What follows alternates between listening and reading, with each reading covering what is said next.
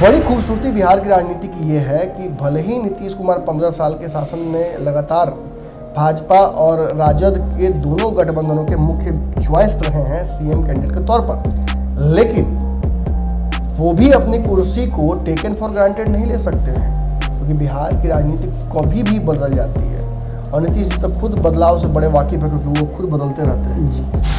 अब बिहार की राजनीति की बात करें तो जब बाढ़ आती है तो पप्पू यादव फॉर सीएम शुरू हो जाता है। जब नीतीश कुमार की परिस्थितियां थोड़ी सी असमंजस की होती हैं तो गिरिराज फॉर सीएम शुरू हो जाता है। अगर नीतीश कुमार गिरिराज सिंह से हम अगर हटते हैं तो आशुतोष फॉर सीएम शुरू हो जाता है। अगर हम उपेंद्र कुशवाहा के आंदोलन को देखते हैं शिक्षा के प्रति तो उपेंद्र कुशवाहा पर सीएम शुरू हो जाता है।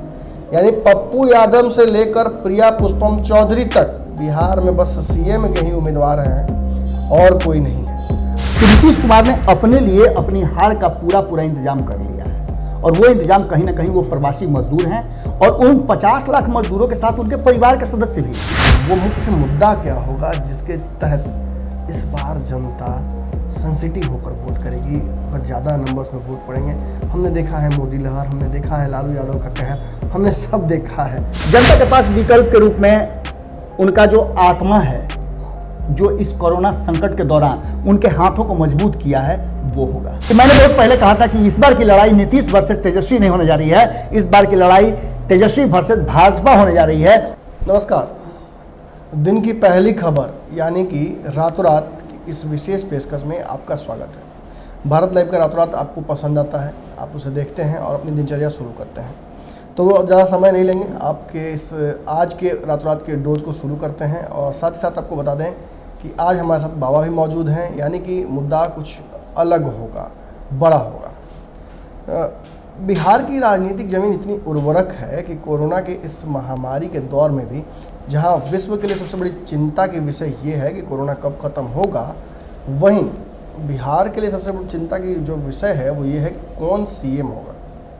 और ये आपको हास्यास्पद भी लग सकता है, ये आपको चिंताजनक भी लग सकता है, लेकिन बिहार के लोगों की चिंता इस समय कोरोना नहीं बल्कि सीएम कैंडिडेट यानी मुख्यमंत्री के दावेदारों का जो लिस्ट है वो एक बड़ा मुद्दा बना हुआ है।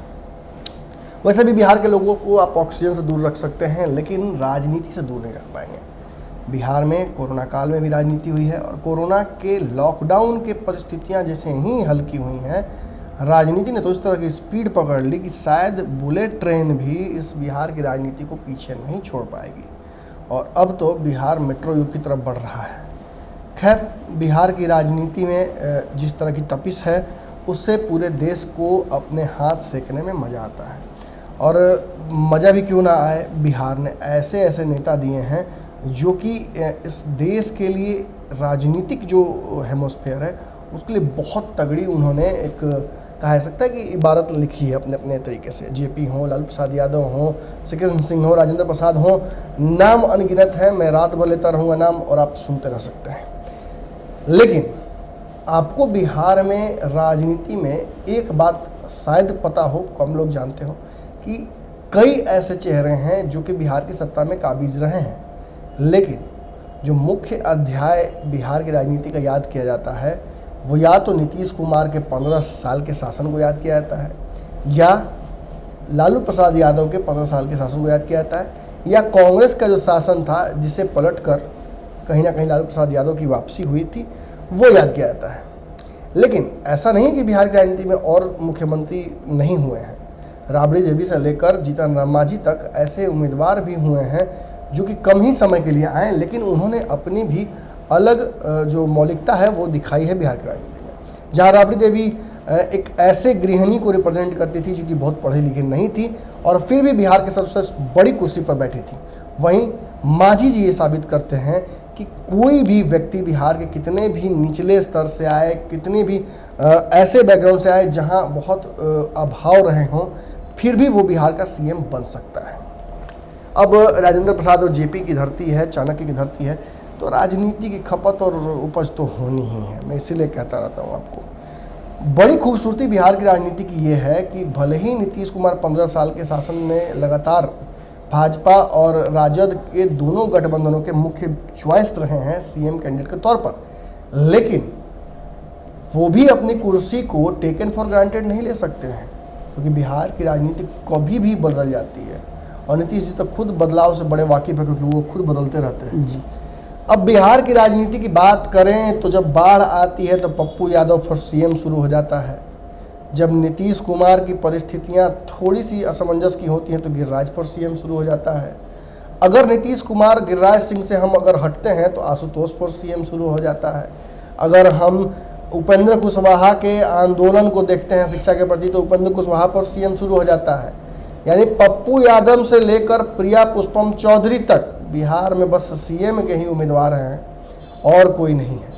अगर आप भाजपा की बात करें तो जो अब तक बिहार में डिप्टी सीएम के अलावा कुछ और नहीं दे पाए हैं, उनमें भी अगर सीएम के दावेदार देखें तो राम कृपाल यादव जो कि बाहर से आए हैं से लेकर अश्विनी चौबे, और अगर वहाँ से हम वापस आते हैं तो नित्यानंद राय से लेकर मंगल पांडे तक, चाहे प्रेम कुमार हो या नाम अनगिनत है। मैं नाम ले लेकर किसी नेता की हसरत बढ़ाना नहीं चाहूँगा, क्योंकि बहुत सारे नेता हैं और सुशील मोदी जी की ने तो दृढ़ संकल्प ले लिया है कि अगर वो अंतिम सांस लेंगे तो उसी कुर्सी पर लेंगे जिस कुर्सी पर वो प्रवर्तमान की स्थिति में हैं। खैर, ये रहा बिहार का वो यथार्थ जो कि आप जानते थे, मगर मैंने कहा तो थोड़ा आपको और मज़ेदार लगा होगा, क्योंकि मेरी जो तथ्यों को रखने की जो तरीका है वो थोड़ा रोचक तरीके से मैं रखता हूँ, ताकि विषय से आप हटे भी तो मज़ा आता रहे। वैसे भी बिहार की राजनीति में इस बिहार को बहुत कुछ दिया ना हो, लेकिन हास्य मटेरियल बहुत दिया है जी। मीम मटेरियल बोलिए, हास्य मटेरियल बोलिए, या आप ये बात कह दीजिए कि बिहार ने इस देश को गुदगुदाने में, हंसाने में राजनीतिक रूप से भी कोई कमी नहीं छोड़ी है। खैर चलिए, बिहारी जहाँ रहेंगे वहाँ हंसाते गुदगुदाते रहेंगे, लेकिन विषय थोड़ा सीरियस है। चुनाव की बात होगी, क्योंकि कोरोना की इस महामारी के दौरान जब चुनाव होंगे तो बहुत सारी चीज़ें बदलेंगी। पहले से चुनाव के तरीके भी बदल सकते हैं। अब तो डिजिटल चुनाव की भी बात चल रही है, हालांकि ये तो हास्यास्पद खुद ब खुद है, लेकिन जब इतने सारे बदलाव आ रहे हैं, इतनी सारी पाबंदियां आ रही हैं, अस्पष्टता की स्थिति है, लोगों को ये भी नहीं पता है कि वो घर से निकल सकते हैं कि नहीं, और ऐसे में चुनाव होगा। चुनाव आयोग ने बैठकों को भी शुरू कर दिया है। भाजपा की बात करें तो भाजपा ने बूथ स्तर पर मीटिंग शुरू कर दी है, एक रैली भी बड़ी करने जा रही है भाजपा। ये सब कुछ होगा बिहार की राजनीति में, और चुनाव भी होंगे। तो इन परिस्थितियों में बाबा की विशेष टिप्पणी इस बिहार की चुनावी राजनीति पर और सीएम के चेहरे पर हम पूरी तरह से सुनना चाहेंगे। लेकिन बाबा, पहला सवाल तो आपसे यही होगा मेरा कि कहाँ हमने शुरुआत की थी श्री कृष्ण सिंह राजेंद्र बाबू से, और कहाँ हम प्रिया पुष्पम चौधरी को, जो कि अभी आई ही हैं, उन्हें भी सीएम का उम्मीदवार मानकर चल रहे हैं। बिहार की राजनीति में बहुत कुछ खोया और बहुत कुछ पाया है। आपको क्या लगता है कि क्या हम इतने दिनों का जो राजनीतिक हमने उठापटक की, जो समुद्र मंथन किया बिहार का राजनीति का, उसका कुछ प्रतिफल आया है, कुछ अमृत निकला है, या बस विष ही निकला है अब तक? बिना गारा सीमेंट के आपने इतनी बड़ी चौहद्दी बिहार की बांध दी नमन जी। जी। एक रास्ता आपने छोड़ा है जी। जहाँ से सीधे राजनीति की तरफ प्रवेश करते हैं। हम कोरोना से तो बाहर आ गए हैं जी, क्योंकि अनलॉक हो गया, दैट मीन्स कि कोरोना से हम बाहर आ गए हैं। कोरोना संक्रमण भले बढ़ता रहे, पर लेकिन मानसिक तौर पे हमने आप सड़कों पे भी देख रहे होंगे जिस तरह की स्थितियां हैं, आम लोग भी देख रहे होंगे। मन चंगा कटौती में गंगा। बिल्कुल अब इसकी कोई जरूरत नहीं रह गई है, और आविष्कार ही विनाश होता है। अगर आविष्कार हो गया है तो विनाश का कारण भी वही आविष्कार होता है। और जैसा कि आपने बताया भी कि पूरी चौहद्दी आपने बना दी, राजनीतिक जमीन की बात कर दी, राजनीति का खपत की बात कर दी। एक रास्ता आपने वो छोड़ा जहां लोगों के दिमाग में अब ये बातें आने लगी कि सीएम कौन होगा। जी। चुनाव होंगे, ये तो क्लियर है, क्योंकि अनलॉक इसीलिए हुआ है कि चुनाव होंगे। 18 राज्यसभा सीट बीजेपी की प्रायोरिटी थी, जिसके लिए उसने अनलॉक किया। क्योंकि अब सत्ता में आप हैं तो सैया भय कोतवाल, तो अब डर काहे का। बिहार की बात जब आती है नमन जी, तो देश की राजनीति से थोड़ी अलग है बिहार की राजनीति। यहाँ सीधे उस कुर्सी की बात होती है जो कुर्सी फैसले करती है, लेकिन वो फैसला कैसे करती है ये भी एक बहुत बड़ा महत्व है। पिछले 30 सालों में आपने देखा होगा कि जो उस कुर्सी पे बैठता है वो सुप्रीम बॉस होता है। कांग्रेस के समय में ऐसा नहीं होता था। कांग्रेस में मुख्यमंत्री कोई हो, लेकिन सुप्रीम बॉस आला कमान कोई और होता था। आला कमान शब्द जो है वो कांग्रेस ने दिया था, और भारत की राजनीति में आला कमान जो शब्द था वो राजनीति के बैकग्राउंड और उसके मजबूत पकड़ की बात करता था। इसका मतलब था कि संगठन में बड़ी ताकत होती है जी। संगठनिक रूप से भी आपने देखा होगा कि किस तरह से संगठन पे सबसे पहले कब्जा नरेंद्र मोदी और अमित शाह ने किया, और आज वो दुनिया के सबसे सुपर सेंट्रलाइजेशन ऑफ पावर हमने देखा। बिल्कुल, भाजपा जो कि डिसेंट्रलाइज पावर वाली पार्टी है, बिल्कुल। बिहार में भी अगर हम देखते हैं तो भाजपा के कई भगवान हैं, लेकिन केंद्रीय स्तर पर जब हम जाते हैं तो हम देखते हैं कि जेपी नड्डा तक अमित शाह के लिए कुर्सी छोड़ना पड़ जाता है। बिल्कुल। एक सिंपल चीज, अमित शाह के पुत्र के लिए जब लोगों को कुर्सी छोड़नी पड़ती है तो अमित शाह है जी। और अमित शाह ने जो बात कह दिया वो पत्थर की लकीर है, उस पर रसरी कितना भी खींचिएगा तो दाग नहीं पड़ने वाला जी। वो कहावत भी अब पीछे चली गई है कि रस्सी आवत जाते सिल पर पड़त निशान, नहीं पड़ेगा निशान, क्योंकि अमित शाह ने जिस तरह से अपने आप को पोस्टर किया है, वो पोस्टरिंग एक अलग तरह की बात करती है। प्रधानमंत्री क्या कहते हैं वो अमित शाह फैसला कर देते हैं जी। और आपने देखा हो कि लॉकडाउन 1, लॉकडाउन 2, लॉकडाउन 3 प्रधानमंत्री आए, लॉकडाउन 4 में अमित शाह है, अनलॉक करने के लिए अमित शाह है, और उससे पहले प्रधानमंत्री ने मन की बात की और मन की बात में बिहार का बात किया जी। बिहार को दिया क्या इसकी बात उन्होंने नहीं की जी। उन वित्त मंत्री आती है 5-5 प्रेस कॉन्फ्रेंस करती हैं, लेकिन ये नहीं बताती हैं कि उन्होंने राज्यों को क्या दिया। और आपके बिहार के नेता उद्योग मंत्री तक जिन पर बड़ी जिम्मेवारी है इन 50 लाख के आसपास प्रवासी लोगों को जो वापस आए हैं उनको रोजगार देने का, जी। और वो तक पता नहीं है उन्हें कि हमें क्या मिला है, हम किससे लोगों को रोजगार दें, और दावा तो हम कर रहे हैं। इन सब की चिंताओं को छोड़ दीजिए आप, अब एक ही चिंता रह गई है कि जो उप मुख्यमंत्री का परमानेंट कुर्सी। श्याम रजक की अपने बात की तो थोड़ा मन में कौतूहल हो रहा था, मैं बोल ही दूं। श्याम रजक के बयान को मैंने देखा, उन्होंने कहा कि मैंने बहुत सारी इंडस्ट्री से बात कर ली है। यार ये समधी जी भोज के घड़ी अगर कोहड़ा रोपेंगे तो बाराती तो इस कोहड़ा को नहीं खाएंगे, ये तो समझ में आ रहा है। मतलब ये जो 50 लाख लोग आए हैं, इनको देखकर इनको याद आ रहा है इंडस्ट्रीज का। बिहार में 15 साल से शासन में थे, एक बार भी फोन मन इन्हें नहीं किया कि बाटा को फोन कर ले, टाटा को फोन कर ले, बिरला को फोन कर ले, रतन टाटा को फोन कर, किसी को नहीं इन्होंने किया। 15 साल से नमन जी यही हो रहा है। आज कहीं ना कहीं वोट बैंक जो इन्हें देख रहे हैं कि जो बाहर से आए हैं श्रमिक गुस्सा है, और इनके गुस्से को कहीं ना कहीं विपक्ष इस्तेमाल कर रही है, तो क्यों ना इन्हें सगुफ्ता देना शुरू कर दिया जाए। इसे एक्सपोज तो पूरी तरह से हो चुका है, 6 महीने में रोजगार तो देंगे। और यही कारण है कि आपने देखा भी होगा कि बारात की बात जब हमने की तो आपने ये भी देखा होगा कि बारात में अब लोग भी लिमिट हो गए हैं जी, कि 50 ही लोग आएंगे। इसलिए नाच बाजा दुनिया जहां अटरम पटरम सब नहीं होगा, सिर्फ आइए भोज कीजिए और दूर से। अब तो जयमाल देखे होंगे आप, लाठी और डंडा के सहारे पहनाया जाता है, उस शादी का क्या महत्व। खैर ये सब बातें तो है, लेकिन बिहार की राजनीति में जो चर्चाएं शुरू हो गई है, भारतीय जनता पार्टी ने कहीं ना कहीं एक ऐसा शुरुआत जरूर कर दिया है कि कोरोना वोरोना सब कुछ नहीं है। अगर सब कुछ सबसे बड़ा कोई चीज है तो वो है चुनाव, और वो है कुर्सी, वो है सत्ता। जब 100 कोरोना के पेशेंट्स थे तब लॉकडाउन लगा था, आज 2 लाख से ऊपर हो गए हैं तो लॉकडाउन खुल गया। ये इसकी भी परिभाषा अपने हिसाब से भारतीय जनता पार्टी गढ़ती है कि जब कम कोरोना का संकट था तब हमने जान करके ऐसा कर दिया था कि लोग जाए नहीं, कोरोना संकट बढ़े नहीं। अब जब कोरोना बढ़ गया है तो लोग जा रहे हैं तो कोरोना कम हो रहा है। अब क्या उनका लॉजिक है? इस देश में कोरोना तो इंटरनेशनल फ्लाइट से ही आया है, बिल्कुल, और अब इंटरनेशनल फ्लाइट भी चालू करने की बात हो रही है। जो नहीं चालू होना था नमन जी सब चालू हो चुका है, जो नहीं चालू होना था वो सब चालू हो चुका है, आप देखिए। लेकिन मजदूरों के लिए कोई मजदूरी का काम अभी शुरू नहीं हुआ है नमन जी। कोरोना के लिए दोषी अगर सबसे बड़ा कोई है इस देश में, कोरोना को फैलाने में, कोरोना को संकट देने में, इस देश को आफत में डालने वाले मजदूर ही हैं जी। क्योंकि सरकार यही समझती है, सत्ता में बैठे लोग यही समझते हैं कि 2 ही वर्ग है जो इस देश को बर्बाद कर रहा है। इसे नहीं होना चाहिए था। एक मजदूर वर्ग और दूसरा मिडिल वर्ग, क्योंकि इसके लिए कोई योजनाएं नहीं बनती हैं। आपने देखा होगा कि किस तरह से मजदूरों को बंधुआ बनाने के लिए 8 घंटे की ड्यूटी 12 घंटे कर दी गई।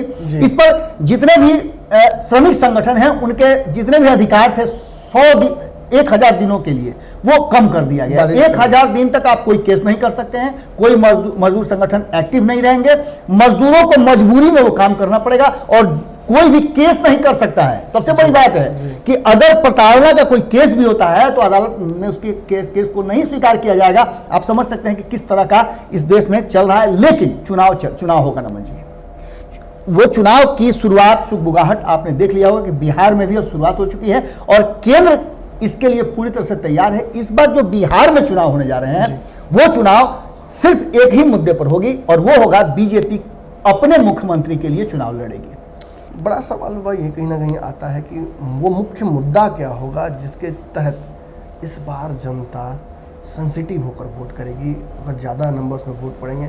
हमने देखा है मोदी लहर, हमने देखा है लालू यादव का कहर, हमने सब देखा है। मेरी भाषा पे मत जाइएगा, मैंने बस राइम करने की बात बोल दी। ये बताइए कि इस बार मुद्दा क्या होगा लोगों के लिए, किस बात पर लोग घर से निकलेंगे और वोट डालेंगे? नमन जी, सबसे पहले तो परिवर्तन एक सबसे बड़ा मुद्दा होगा और दूसरा मुद्दा होगा बेरोजगारी। जी, मतलब आप इसलिए बोल रहे हैं ये बात कहीं नहीं ना कि 15 साल हो गया नीतीश कुमार को, तो अब बदलना जरूरी हो गया है। नीतीश कुमार को एंटी इनकम्बेंसी तो निश्चित रूप से चलेगी ही, वो एक फैक्टर है, लेकिन वो फैक्टर ज़्यादा उससे ज़्यादा असरदार है कि नीतीश कुमार ने अपने लिए अपनी हार का पूरा इंतजाम कर लिया है और वो इंतजाम कहीं ना कहीं वो प्रवासी मजदूर हैं और उन 50 लाख मजदूरों के साथ उनके परिवार के सदस्य भी हैं जी। दोनों के हाथ में खाली थे जी। अगर कुछ खोज रहे थे तो दोनों हाथ में रोटी खोज रहे थे, एक रोटी अपने लिए खोज रहे थे और एक अपने परिवार के लिए खोज रहे थे और ये दोनों के दोनों हाथ उनके खाली मिले। आपने 1000 रुपया देने का वादा जरूर किया है, लेकिन क्या सभी को 1000 रुपया मिला? आपने शुरुआती दौर में कहा कि जिनके खाते बिहार के होंगे उन्हीं को मिलेंगे।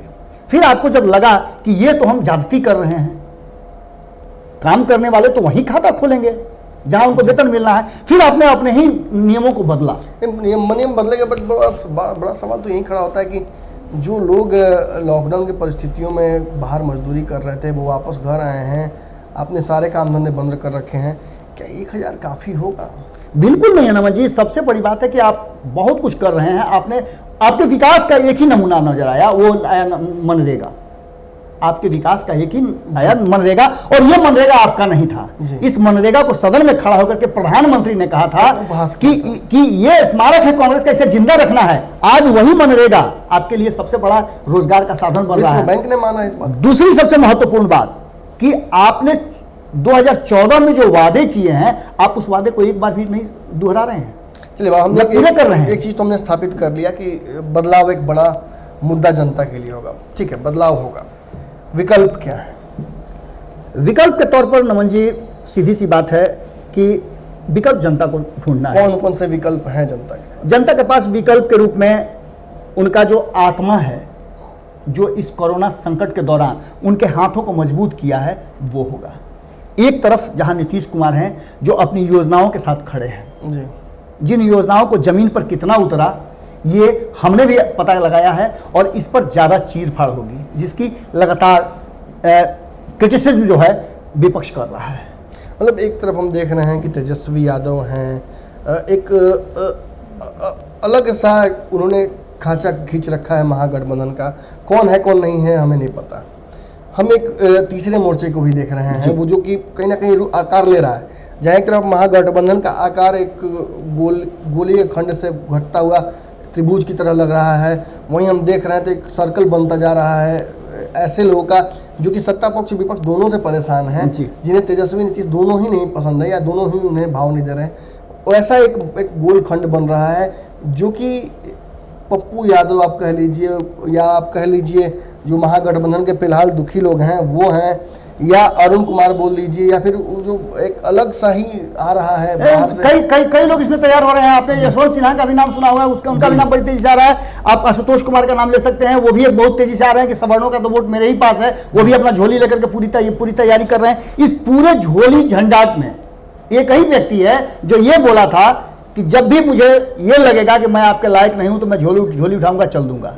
हो सकता है कि दिल्ली से उठ करके नरेंद्र मोदी बिहार आ जाएं, क्योंकि अब बिहार में सिर्फ एक ही चीज बच गया है कि वो जो पुराना उनका उन पर जो आरोप लगते रहे हैं कि आपने एक मुख्यमंत्री कैंडिडेट तैयार नहीं किया है, सिर्फ उप मुख्यमंत्री पद के लिए आप बिहार को तहस नहस करते जा रहे हैं, वो वर्जना शायद समाप्त हो जाए। आप कहीं ना कहीं यही इशारा कर रहे हैं कि भाजपा बिहार में एक नेतृत्व खड़ा करेगी। बिल्कुल, एकदम यह कर चुकी है, लगभग कर चुकी है। इसलिए कि आपने 243 सीटों की बात सुनी होगी जेपी नड्डा की। आप ये बताइए ना कि 9 तारीख को आखिर क्यों आ रहे हैं, ताली थाली बजेगी। अगर 9 तारीख को अमित शाह यहां आ रहे हैं डिजिटल रैली करने के लिए, तो 9 तारीख को आखिर 9 तारीख को ही ताली और थाली बजाने की क्या जरूरत थी तेजस्वी यादव को? मैंने बहुत पहले इस बात को कहा था, नमन जी आपको भी याद होगा और भारत लाइव के दर्शक भी जानते हैं कि मैंने बहुत पहले कहा था कि इस बार की लड़ाई नीतीश वर्सेस तेजस्वी नहीं होने जा रही है, इस बार की लड़ाई तेजस्वी वर्सेस भाजपा होने जा रही है। और ये लड़ाई कहीं ना कहीं अब जनता किसे अपना मुख्यमंत्री चुनती है ये दिगर बात है, लेकिन भाजपा एक चीज में तो पक्का है कि चीजों को बहुत बढ़िया पोस्टरिंग करती है और रैप करना बहुत बढ़िया से जानती है जी। उनके माने डब्बे में जो कुछ भी हो सामान, घास भूसा कुछ भी भर दे, लेकिन उसको इतने ढंग से सजा करके देती है कि आप मजबूर हो जाते हैं। 2019 में वही हुआ, आपने देखा कि सारी तैयारियां धरी की धरी रह गई। 40 सीट का दावा करने वाले मुकेश सहनी उपचुनाव में अपना उम्मीदवार खड़ा करने लगते हैं। जीतन राम मांझी जो 3 सीट लेकर के 30 सीट का वादा कर रहे थे जितवाने का, वो 0 पर आप बोल्ड हो गए। 5 सीट लेने वाले उपेंद्र कुशवाहा जो कि एकदम धरती पकड़ के रूप में सामने आए थे, एकदम मैंने नीतीश को तहस नहस करने की बात कही थी, नीतीश कुमार को 16 सीट मिल गया, उनको 0 पे बोल्ड होना पड़ा, 2 जगह से खुद हार गए। और जो सबसे बड़ा दावा करने वाली आरजेडी थी वो भी धाराशायी हो गई। बचाया प्रतिष्ठा किसने? तो कोरोना संकट में अगर रोजगार देने का कहीं से बचाया तो कांग्रेस के मनरेगा ने बचाया, और अगर बिहार में 2019 में किसी ने सीट बचाया तो वो कांग्रेस थी जो 1 सीट बचा करके और महागठबंधन के नेस्तनाबूत होने से बचा ली। अब एक बार फिर से सोनिया गांधी ने जिस तरह से कमान पकड़ा है और ये कह रही हैं कि नहीं ठीक है, जो मैं डिसीजन करूंगी, मैं मुख्यमंत्री का उम्मीदवार अपना नहीं दे रही हूं, या अगर जरूरत पड़ी तो मैं डिसीजन तब करूंगी जब फैसला हो जाएगा। तो अब आप ही समझ लीजिए कि नीतीश कुमार को कमजोर दोनों समझ रहे हैं, भाजपा भी समझ रही है और कहीं ना कहीं ये महागठबंधन, सो कॉल्ड महागठबंधन की मैं बात कर रहा हूं, वो भी समझ रहे हैं। और जिस तरह से तीसरे धड़े की बात जो हो रही है, यशवंत सिन्हा का एकदम फ्लाइट से, पैराशूट से जो आ रहे हैं और उनको लेकर के एक अलग तरह का इल्यूजन क्रिएट हो गया बिहार में, वो एक बड़ा महत्वपूर्ण फैक्टर होगा। लेकिन हम जनता पर छोड़ के जाएंगे आज कि जनता अपना मुख्यमंत्री किसे बनाना चाहती है। नहीं, कमेंट बॉक्स खुला हुआ है, कमेंट बॉक्स में आप अपनी बात रख सकते हैं। आप हमारी बातों से इत्तेफाक रखते हैं तो हमारा मनोबल भी बढ़ा सकते हैं। अगर लगता है कि हमने कोई विषय वस्तु छोड़ दी है तो उसके बारे में भी चर्चा कीजिए। हम ऐसा थोड़ी है, इंसानों से गलती होती है, अगर हमने भी कोई विषय छोड़ दिया तो मैं उसे ज़रूर हम छूना चाहेंगे। लेकिन इस विश्लेषण को ख़त्म करने से पहले आपके लिए एक उपहार स्वरूप एक किस्सा मेरे पास है जो मैं ज़रूर बताना चाहूँगा। छोटा किस्सा है, बहुत कम समय लूँगा। नर्सरी में जब मेरा सबसे छोटा पुत्र था तो उसने काफ़ी रोचक तथ्यों पे नई किताबें थी, पढ़ने का बहुत उसे मन था। तो वो किताबों में लिखे हुए चीज़ों से ज़्यादा तस्वीरों को देखता था और काफ़ी पूरे दिन तक लगा रहता था। लेकिन जब रिज़ल्ट उसका आया तो मैंने देखा कि लगभग सारे विषयों में उसने नंबर कम लाए थे। मैंने उससे पूछा, छोटा बच्चा, मैंने पूछा कि भाई इतने कम नंबर क्यों आए, आप तो दिन भर किताब देखते रहते थे। तो उसने कहा, पिताजी आप ये मत देखिए कि रिज़ल्ट क्या आया है, आप ये देखिए कि मैंने कितना समय दिया है, कितनी मेहनत की है, मैंने कोशिश में अगर कोई कमी हो तो वो बताइए।